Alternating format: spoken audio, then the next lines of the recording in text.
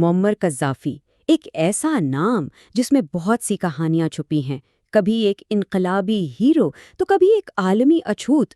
آئیے مل کر سمجھتے ہیں کہ لیبیا کے اس رہنما کی زندگی اتنی متنازع اور پیچیدہ کیوں رہی۔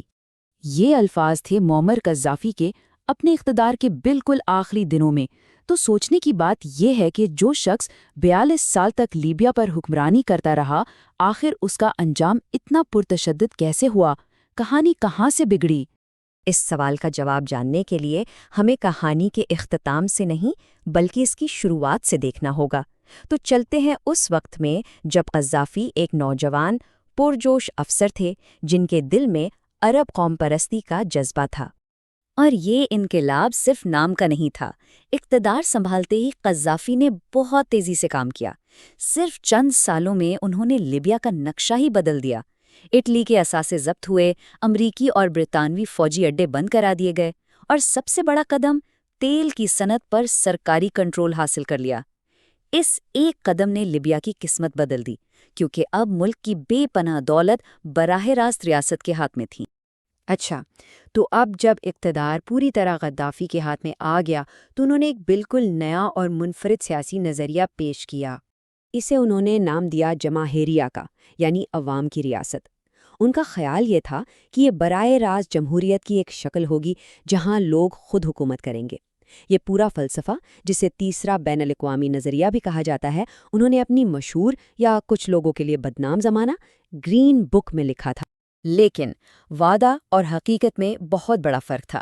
کاغذ پر تو یہ ایک آئیڈیل نظام لگتا تھا جہاں عوام خود فیصلے کر رہے ہیں، مگر اصلیت میں کیا تھا؟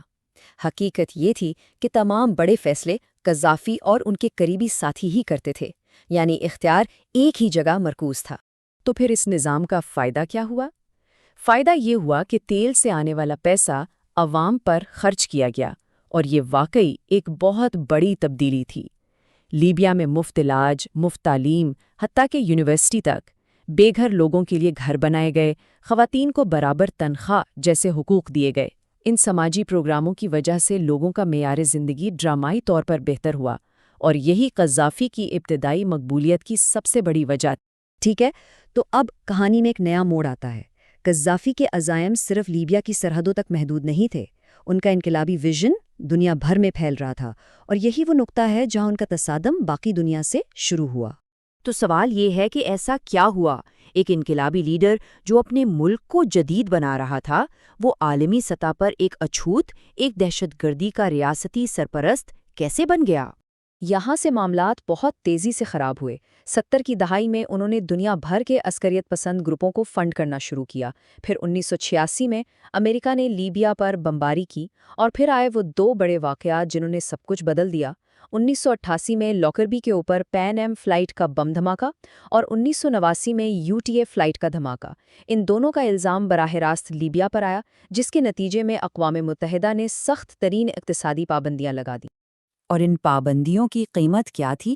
اندازہ لگایا جاتا ہے کہ لیبیا کو $900 ملین کا نقصان ہوا۔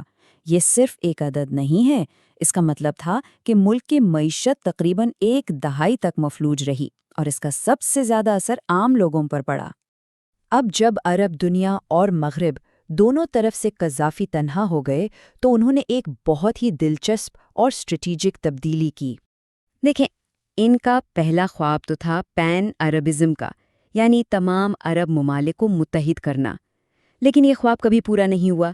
تو اس ناکامی سے مایوس ہو کر انہوں نے اپنا رخ جنوب کی طرف، یعنی افریقہ کی طرف موڑ لیا۔ اب وہ لیبیا کی افریقی شناخت پر زور دینے لگے اور متحدہ افریقی ریاستوں کی بات کرنے لگے۔ اور یہ حکمت عملی کام بھی آئی۔ 2008 میں افریقہ کے روایتی رہنماؤں نے انہیں افریقہ کے بادشاہوں کا بادشاہ کا خطاب دے دیا۔ اسی دوران انہوں نے مغرب کے ساتھ بھی تعلقات بہتر کرنے کی کوشش کی۔ 2003 میں انہوں نے اپنے وسیع پیمانے پر تباہی پھیلانے والے ہتھیاروں کے پروگرام کو ترک کرنے کا اعلان کیا، جو ایک بہت بڑا قدم تھا۔ اب ہم کہانی کے آخری باب کی طرف بڑھ رہے ہیں۔